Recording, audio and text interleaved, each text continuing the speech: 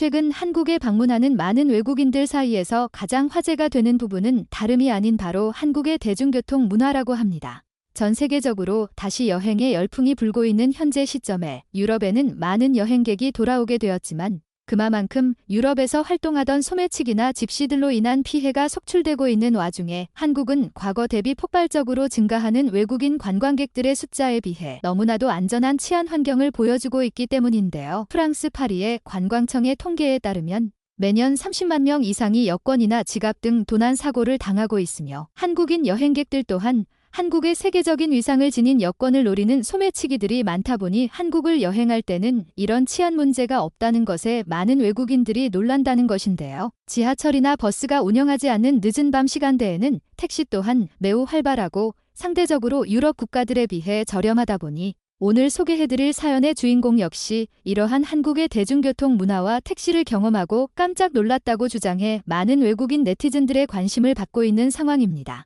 도대체 무슨 일이 있었던 것인지 지금 바로 글의 내용을 살펴보도록 하겠습니다. 안녕하세요. 제 이름은 로라입니다. 저는 23살 프랑스 파리에 거주하고 있는 파티시에인데요. 이곳 프랑스는 마카롱을 비롯해 크로아상 등 세계적인 디저트와 빵으로 유명하다 보니 전 세계인들이 유명한 관광 명소 외에도 맛있는 바게트와 마카롱을 먹기 위해 방문할 정도로 제과점 시장이 매우 큰 편입니다. 제가 이곳 사람들에게 전해주고 싶은 사연은 다름이 아니라 최근 제가 한국에서 경험한 일 때문인데요. 유럽의 치안을 생각하고 한국에서도 늦은 밤에 저처럼 20대 여성들이 한국 여행을 떠나기 전 걱정할 만한 주제이기에 아마 많은 분들에게 도움이 되리라 이렇게 글을 적게 되었습니다. 제가 일하고 있는 제과점에서는 일을 하는 부엌에서 모두가 한국의 K-팝 팬이다 보니 한국의 팬들이 많았는데요. 저 또한 일을 하면서 듣게 된 K-팝으로 인해 한국이라는 나라의 매력에 푹 빠지게 된 것이고 그렇게 한국 여행을 일주일간 계획해 다녀오게 되었습니다. 프랑스 국적기라 불리는 에어프랑스 비행기를 타고 인천국제공항에 도착했을 때는 프랑스보다 더 세련된 공항의 분위기에 말 그대로 압도당할 수 있었는데요. 파리 국제공항을 와보신 분들은 잘 아시겠지만 그랜드 피아노 덩그라니 하나가 공항 한가운데 놓여 있을 뿐 식당이나 즐길 거리, 체크인 속도, 수화물 찾는 속도 등 의외로 유럽에서 매우 순위가 뒤처져 있습니다. 제가 알고 있는 유럽의 1위는 이탈리아의 로마 국제공항으로 알고 있고 프랑스 파리는 공항 서비스 순위가 10위권 정도에 머물고 있는데요. 어차피 서비스를 잘 안 하더라도 전 세계인들은 프랑스 파리에 방문하고 앞으로도 그럴 것이니 발전하지 않는 것이라고 프랑스 면세점에서 일하는 제 친구의 말이 공감될 정도입니다. 하지만 한국은 최근 중국과 일본 그 이상으로 많은 외국인 여행객들이 찾아오는 엄연한 관광국가로 변했음에도 불구하고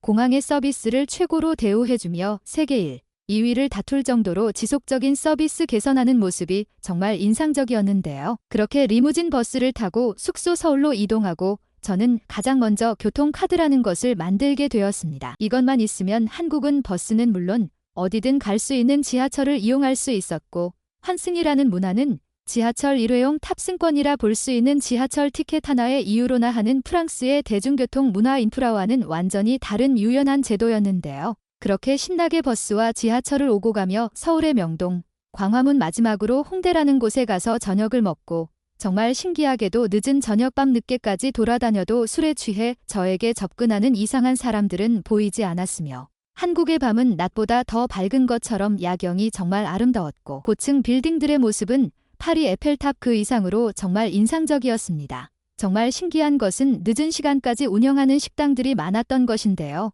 밤 11시까지 먹고 마셔도 아무런 문제가 없었고 외국인 여성 혼자 길거리를 돌아다녀도 소매치기 한 명 만나지 않는 나라가 존재한다는 것에 정말 놀랐습니다. 하지만 여기서 문제가 생겼는데요.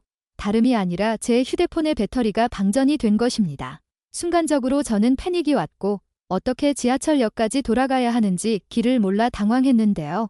저는 영어로 또래로 보이는 한국인들에게 길을 물어보았습니다. 죄송합니다. 제가 휴대폰이 꺼져서 그러는데 지하철역이 근처에 어디에 있나요? 라고 물었더니 한국인들은 의외로 유창하게 영어를 하면서 저희와 함께 가시죠. 저희도 지하철역으로 가고 있습니다라고 말해주었는데요.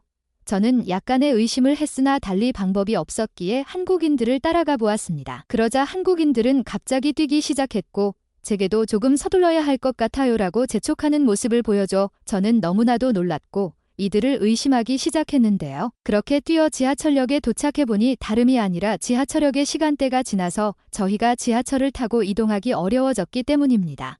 한국인 청년들은 제게 죄송합니다. 지금은 지하철 운영을 안 하네요. 아마 밤늦게까지 운영하는 버스나 택시를 타고 가셔야 할 것 같아요. 조심히 들어가세요라고 말해주었고 저는 저와 비슷한 상황에 놓여있는 누군가를 기다리는 듯한 몇몇 사람들의 모습을 보고 도대체 이럴 때는 어떻게 해야 하는 것인지 막막했습니다. 그렇게 한 명, 두 명 지하철역에서 누군가를 기다리는 듯한 한국인들은 자신들의 가족이나 택시를 타고 이동하는 모습을 보여주었고 저는 나름 기사의 신용도를 확인해 볼 수 있는 우버 택시라도 이용해 보려 했으나 여전히 휴대폰은 방전되어 있었기에 달리 방법이 없는 상황이었습니다. 그렇게 저는 너무나도 두렵고 무서웠던 한국 택시를 타게 되었는데요. 제가 한국 택시를 두려워한 이유는 한국인들의 친절함은 상대적으로 사람들이 많은 대중교통과도 같은 곳에서 남들에게 보여주기 위한 친절함이었을 수 있을 거라는 의심 때문이었고 아무도 없는 택시 안에서 택시기사로 인해 피해를 보면 당장 긴급 전화를 할 수 있는 방법도 없었기에 너무나도 두려웠던 것입니다. 무엇보다 얼마 안 가지고 나온 현찰은 애플페이가 안 되어 조금밖에 환전하지 않아 저녁을 먹은 식당에서 전부 썼기에 기사에 따라 카드를 받지 않는 프랑스를 생각해보면 지불 방법 또한 호텔에 도착해 기다려달라고 이야기해야 하는 입장이라 혹시라도 호텔에 잘 도착해서도 저를 기다려주지 않으면 어떻게 해야 할지 몰랐거든요. 그렇게 걱정 어린 마음으로 택시를 타게 되었고 저는 제가 가야 하는 호텔의 이름을 말했습니다. 먼저 침묵을 깬 것은 기사님이었는데요. 외국인인 것 같은데 한국 처음 오셨나요? 라고 물었고 저는 친근한 척 말을 거는 기사의 모습에 경계했습니다. 프랑스 기사들은 작업을 걸 때 외에는 질문을 하지 않는 이상 안부의 인사를 물어보는 경우가 없기 때문인데요. 저는 한국말을 잘하는 척 K-팝을 들으며 배웠던 한국말로 네, 처음입니다라고 이야기했고 바가지 요금을 씌우지 못하도록 휴대폰으로 구글맵을 보는 척하며 빨리빨리 일을 반복해 빨리 도착해야 한다는 뉘앙스를 전달하고 싶었는데 이때도 휴대폰이 되지 않아 저는 백미러로 비추는 기사님의 표정과 서울의 야경에만 집중할 수밖에 없었습니다. 신호가 바뀌자 기사님은 풀악셀을 밟듯 서울 도심 한복판에서 시속 80 이상으로 달리기 시작했고 저는 납치라도 되는 것 마냥 가슴이 뛰기 시작했는데요. 그렇게 긴장한 상황에 시간이 흐르며 의외로 빠르게 호텔에 도착해서 저는 그때부터 안심하기 시작했습니다. 기사님 죄송한데 제가 현찰이 숙소에 있습니다. 카드라고는 휴대폰에 등록된 애플페이밖에 없는데 한국에서는 안 되는 것 같아요라고 말했더니 기사님은 저를 보내주지 않으시며 손에 있는 그 카드도 가능해요라고 말해주었는데요. 다름이 아닌 교통카드를 말하는 것이었고 저는 약 13유로 정도 나온 18,000원의 가격을 교통카드로 지불하는 게 가능하냐고 물었는데 정말 삐비라는 소리와 함께 순식간에 결제가 진행되었고 기사님은 제게 좋은 여행하시고 너무 밤늦게 돌아다니지는 마세요라며 아버지처럼 저를 걱정해 주시는 멘트를 하시고 바로 떠나셨습니다.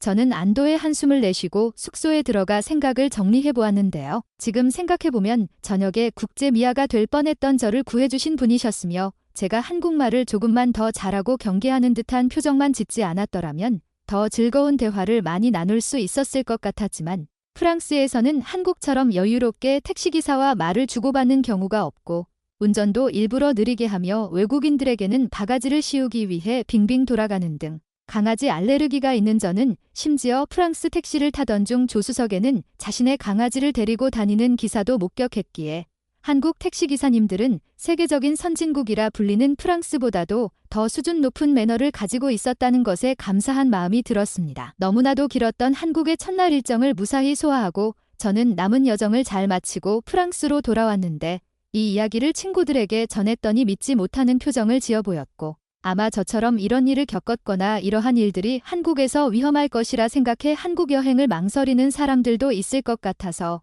실제로는 한국이 프랑스보다도 더 나은 치안 환경의 소매치기들을 걱정할 필요 없이 여행이 가능한 나라라는 이야기를 전하고 싶었습니다. 한국 택시기사님의 도움을 받아 늦은 밤 휴대폰이 꺼진 상태에서 무사히 숙소로 이동한 로라 씨의 사연. 여러분들은 어떻게 생각하시나요?